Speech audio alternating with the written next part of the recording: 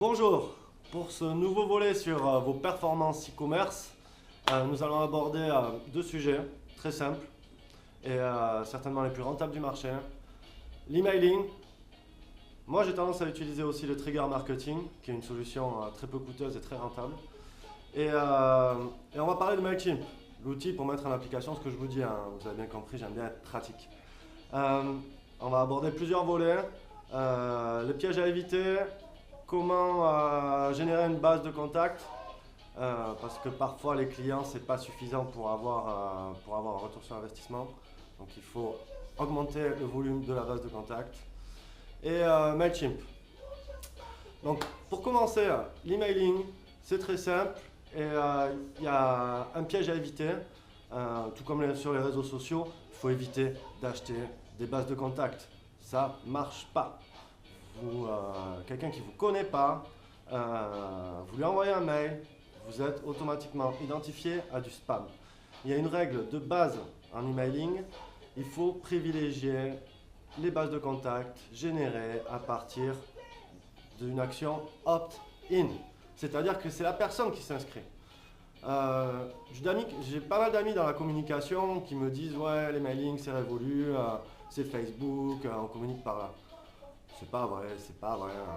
Vous avez un site e-commerce, vous avez, je sais pas, je dis n'importe quoi, mais 200 inscrits, vous stimulez une base de contact pour en avoir 500 ou 800 de plus, là vous commencez à avoir du retour sur investissement. Donc le piège à éviter, c'est de faire du spam. En revanche, la promotion croisée, ça marche très bien. C'est-à-dire que vous allez faire un emailing pour faire la promotion du site B en disant c'est super ce que mon ami fait. Ça marche. Et inversement, vous faites ça parce que le site B va faire votre promotion. Donc la promotion croisée, ça fonctionne. Ensuite, si vous ne savez pas comment générer une base de contact, je vous mets une URL et je vous montre comment avec MailChimp vous créez une pop-up. Ça évite de surcharger votre site si vous êtes sur un WooCommerce avec WordPress ou vous cassez pas la tête, vous n'avez pas besoin de briques applicatives grâce à MailChimp. Vous rajoutez un bout de code, généralement dans les fichiers PHP, dans le footer.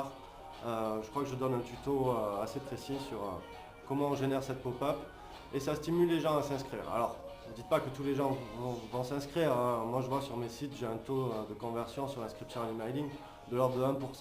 Bon, il faut la faire sexy, hein, bien sûr. Hein. Il ne faut pas parler, inscrivez-vous à notre newsletter, inscrivez-vous au bon actualité, bon plan. C'est beaucoup mieux. Donc oui, MailChimp. Alors pourquoi j'utilise cet outil? Pour justement cette possibilité de pop-up sur le site internet.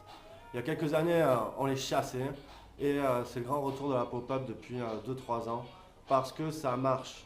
Vous connaissez le principe, vous arrivez sur un site et là on peut déterminer à quel moment vous allez afficher la pop-up. Quand on descend dans la page, quand on veut sortir de la page. Bref, il y a tout un tas d'actions. Alors qu'est-ce qui marche le mieux? Il n'y a pas de règle, hein. C'est à vous de tester et de mesurer les retours. Enfin, pourquoi j'utilise MailChimp? Alors MailChimp il a un inconvénient, c'est qu'il est en anglais. Mais en même temps il est très simple, il est structuré selon 3 principes: la gestion des campagnes, la gestion des bases de contact et les statistiques. Alors, il y a une fonction avancée sur MailChimp que je trouve très bien. Alors en e-commerce, vous n'avez pas besoin de toutes ces fonctions, mais je l'ai mis en application pour un golf à Toulouse.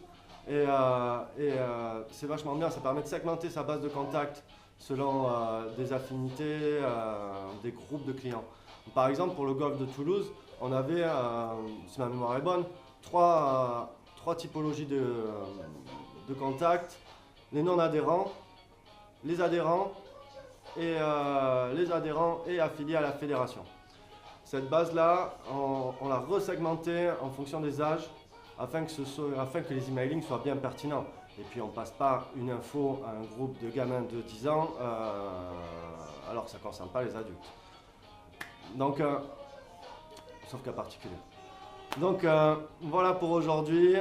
Prochain volet, on parlera du trigger marketing avec quelques exemples concrets.